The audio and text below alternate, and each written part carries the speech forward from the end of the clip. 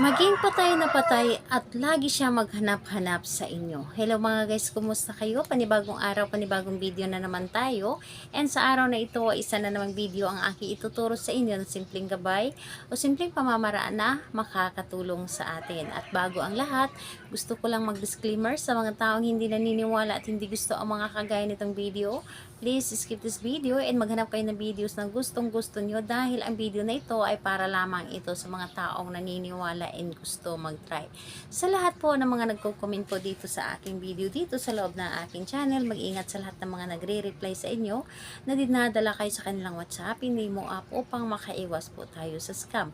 Ngayon po, ituturo ko sa inyo paano maging patay na patay at maghanap-hanap sa inyo ang taong minamahal niyo. Yung tipong mahal ka na niya pero mas mamahalin ka pa niya kapag ito ay inyong ginawa. So ito ay pwedeng gawin sa parehas ng kasarian, babae ito pa lalaki to lalaki. And syempre naman sa ating babae at lalaki na mag-partner. And ayun po, ang kailangan lamang natin dito is kailangan mo dito maghanda ng garapon. Yes po, garapon na may takip. So, dapat tulad po nito ay clear po dapat na garapon. And, ayun po, garapon at babasagin po ito. So, garapon at kailangan din natin dito ng isang maliit na pirasong papel, panulat at kailangan natin dito ng inyong ihi sa umaga. So, pagkagising ninyo sa umaga, kumuha kayo, kapag kayo ay naiihi, kumuha kayo ng inyong ihi, kahit konti lang. So, ayun po ang dapat natin ihanda, and kailangan din natin dito ng kaunting honey o di kaya ay asukal. So, ayun, kapag ready na yung mga naibanggit ko na ating gagamitin sa paggawa ng spell, is isunod po ninyong i-ready ang inyong sarili. Kailangan na alam po ninyo sa inyong sarili na ito ay gustong gusto ninyong gawin. Ito ay makakatulong sa inyo. Ito ay isa sa mga dahilan na yung taong minamahal ninyo ay mas lalo pa kayong mamahalin. So, ayun po, kapag ready ka na and kiniklaim mo na sa inyong sarili na ito ay para sa inyo, ay sundin or gawin nyo na ito. So, ang unang-una ninyong gagawin is sa pagkagising ninyo sa umaga, kumuha kayo ng inyong ihi. So, kumuha kayo ng inyong ihi. Kumuha kayo ng inyong ihi at ilagay ito sa loob ng garapon. And kapag nailagay nyo na ito sa loob ng garapon, kunin niyo ang isang maliit na pirasong papel, isulat ang kanyang pangalan ni target or ni partner, isulat ang kanyang pangalan ng 3 beses dito sa papel. So, 3 ulit po na isulat po ninyo. So, 3 line po. So, pagkasulat niyo po, ang gagawin po ninyo ay tupiin lang din ito ng 3 ulit papunta po sa inyo, papasok po sa inyo. So, tutupiin niyo ito, papasok po sa inyo ang papel.